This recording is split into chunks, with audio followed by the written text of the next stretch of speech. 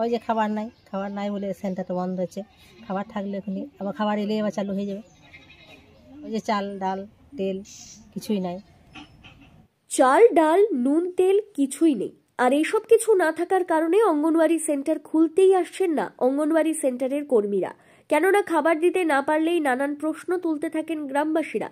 এমনকি কখনো কখনো বিক্ষোভের মতো ঘটনাও ঘটে। আর এসবের পরিপ্রেক্ষিতেই বীরভূমের দুবরাজপুর ব্লকের বেশ কয়েকটি অঙ্গনওয়াড়ি সেন্টার বন্ধ কয়েকদিন ধরে। কোনো অঙ্গনওয়াড়ি সেন্টার বন্ধ 5 থেকে 7 দিন ধরে, কোনোটি আবার বন্ধ 20 থেকে 25 দিন ধরে।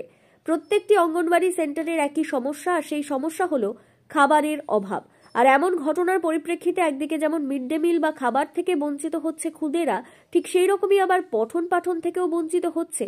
গ্রামের বাসিন্দারা জানিয়েছে এই সকল অধিকাংশ গ্রামের বাসিন্দারা দুস্থ দরিদ্র পরিবারের হওয়ার কারণে তাদের কাছে খাবার অত্যন্ত প্রয়োজনীয়, যে কারণে ভালোভাবে যাতে খাবার দেওয়া হয় সেই বিষয়টি দেখা দরকার। দারুণ অসুবিধায় পড়ে গেছি, বাচ্চাদের খাবার না হইলে মানে রান্ধনি কেউ আসে না, বলতে যেতেন আমাদের বলে উপরে চলে যা বলগা খাবারের জন্য।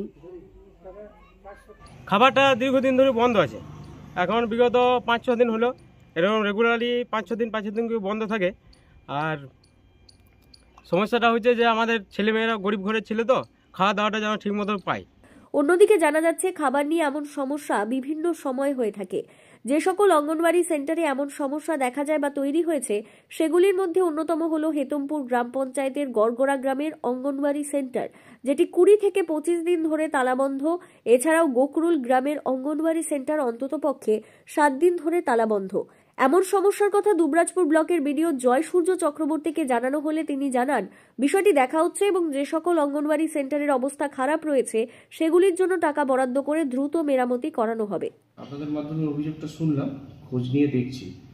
আর প্রসঙ্গত একটু বলে রাখি যে আমাদের 5খানা অঙ্গনওয়াড়ি সেন্টার আছে, যেগুলো আমরা 2 লাখ টাকা করে আমরা অ্যালটমেন্ট করেছি এবং তার টেন্ডারও হয়ে গেছে। তো এগুলো খুব শিগগিরই আমরা সংস্কারের হাত দেব।